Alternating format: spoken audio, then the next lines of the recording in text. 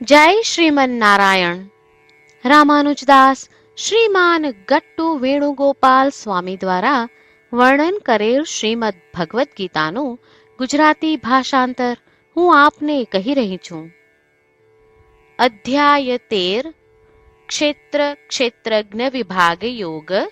શ્લોક 5. મહાભૂતાનિ અહંકારો બુદ્ધિ અવ્યક્તમેવ ચ ઇન્દ્રિયાણિ દશૈકંચ પંચચેન્દ્રિય ગોચરાઃ. ઓમ. ગીતાચાર્ય શ્રી કૃષ્ણ પરમાત્મા અર્જુન સાથે આપણને બધાને ક્ષેત્ર ક્ષેત્રજ્ઞ વિભાગ યોગ શીખવી રહ્યા છે. પરમાત્મા કહે છે, અર્જુન, આ ક્ષેત્ર અર્થાત શરીર કેવી રીતે બન્યું છે તે હું તને કહું છું, તે સાંભળ.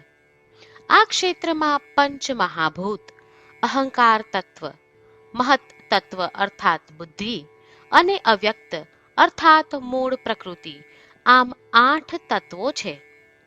આ ઉપરાંત તેમાં 5 જ્ઞાનેન્દ્રિયો, 5 કર્મેન્દ્રિયો, મન અને ઇન્દ્રિયોના 5 વિષયો એ બીજા 16 તત્વો છે. આમ કુલ મળીને 24 તત્વો છે જે ક્ષેત્રનું નિર્માણ કરે છે. આ પ્રમાણે શ્રી કૃષ્ણ પરમાત્મા ક્ષેત્રની સંરચના સમજાવી રહ્યા છે, જેમાં પંચ મહાભૂત પૃથ્વી, જળ, અગ્નિ, વાયુ અને આકાશ છે. પંચ જ્ઞાનેન્દ્રિયો ત્વચા, આંખ, કાન, જીભ અને નાક છે. 5 કર્મેન્દ્રિયો વાણી, હાથ, પગ, ઉત્સર્જન અને પ્રજનન અંગો છે. 5 ઇન્દ્રિયોના વિષયો સ્પર્શ, રૂપ, ધ્વનિ, સ્વાદ અને ગંધ છે. શ્રી કૃષ્ણ પરમાત્માના ઉપદેશોનું ધ્યાન કરતા ચાલો આપણું શરીર આ 24 તત્વોથી બનેલું છે તેની અનુભૂતિ કરીએ. ચાલો આપણે સારા કર્મો કરવાનો પ્રયાસ કરીએ અને આપણા શરીર અર્થાત ક્ષેત્રનો શ્રેષ્ઠ ઉપયોગ કરીએ. શ્રી કૃષ્ણ પરમાત્માનું શરણ લઈ આપણા જીવનને અર્થપૂર્ણ બનાવવાનો પ્રયાસ કરતા ચાલો આપણે બધા શ્રી કૃષ્ણ પરમાત્માના શબ્દોનું આ શ્લોક સ્વરૂપે પુનરાવર્તન કરીએ. મહાભૂતાન્યહંકારો બુદ્ધિરવ્યક્તમેવ ચ ઇન્દ્રિયાણિ દશૈકંચ પંચચેન્દ્રિય ગોચરાઃ. શ્રી કૃષ્ણ પરમાત્માએ આખી ભગવદ્ ગીતાનો સાર અધ્યાય 18ના શ્લોક 65 થી 70માં 8 ઉપદેશ દ્વારા કહ્યો છે. શ્રી કૃષ્ણ કહે છે, જે મારા આ 8 ઉપદેશ અનુસરે છે તે મને પ્રિય છે. એ સર્વે ભક્તોનું હું બધી જ રીતે રક્ષણ કરીશ.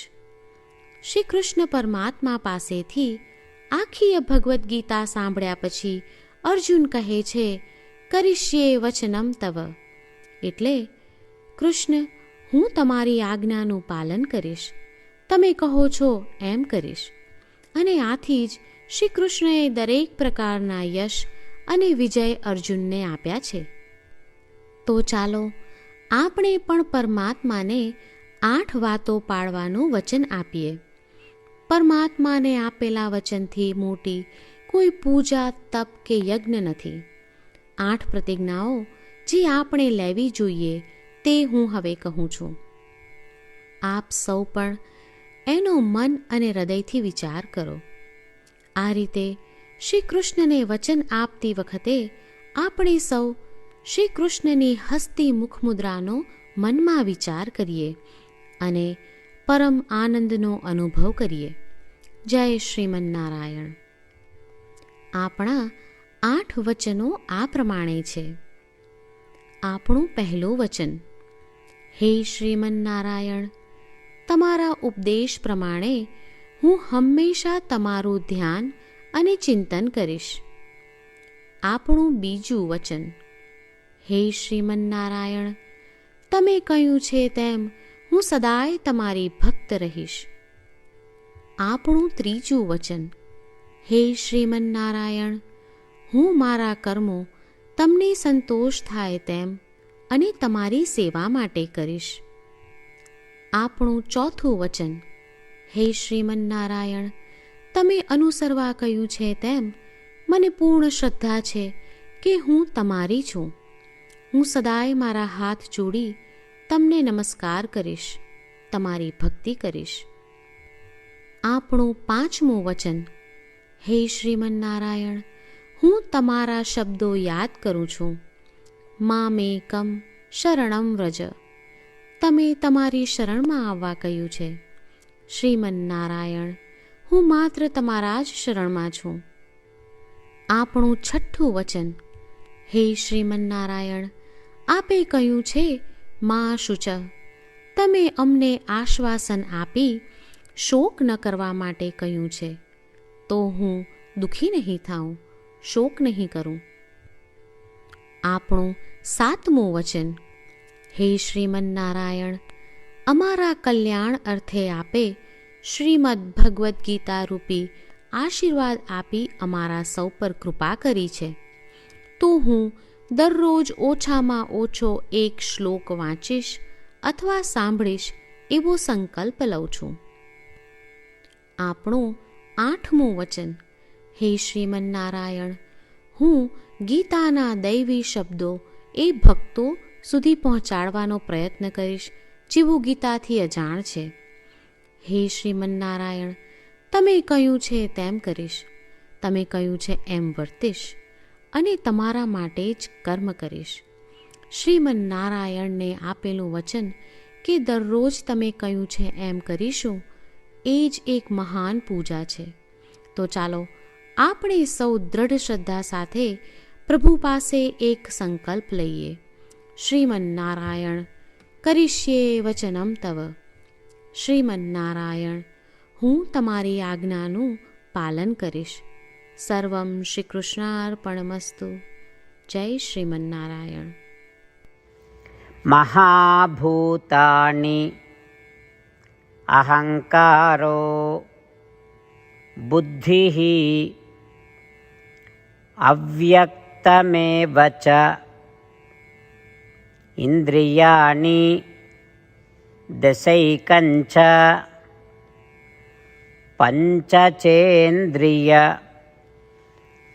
ગોચરાઃ.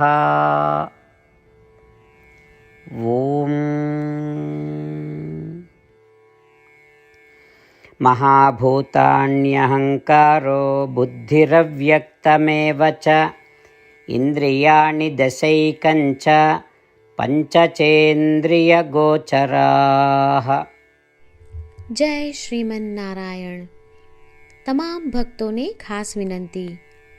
આપણા જીવનની દરેક બાબતોમાં આપણે તાત્કાલિક અને અસરકારક પરિણામો ઈચ્છીએ છીએ. આ પ્રાપ્ત કરવા માટે ચાલો દરરોજ 1 મિનિટ ફાળવીએ અને નારાયણાસ્ત્રમ વાંચીએ. નારાયણાસ્ત્રમ મેળવવા માટે તેની વેબસાઇટ જે www.narayanaastram.org છે તેના પર જાઓ અને રજિસ્ટ્રેશનમાં તમારું નામ અને ઈમેલ આપો. તમે આપેલા ઈમેલ પર તમને નારાયણાસ્ત્રમ PDF પ્રાપ્ત થશે.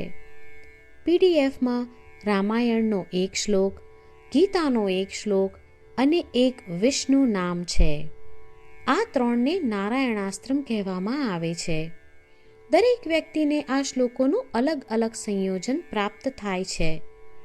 જ્યારે દરેક વ્યક્તિ 24,000 ભક્તો સાથે તેમના નારાયણાસ્ત્રમને દરરોજ વાંચે છે અથવા સાંભળે છે, ત્યારે સમગ્ર રામાયણનું 1 વાર પારાયણ, શ્રીમદ્ ભગવદ્ ગીતાનું 33 વાર પારાયણ અને વિષ્ણુ સહસ્ત્ર નામનું 24 વાર પારાયણ રોજ પૂર્ણ થાય છે.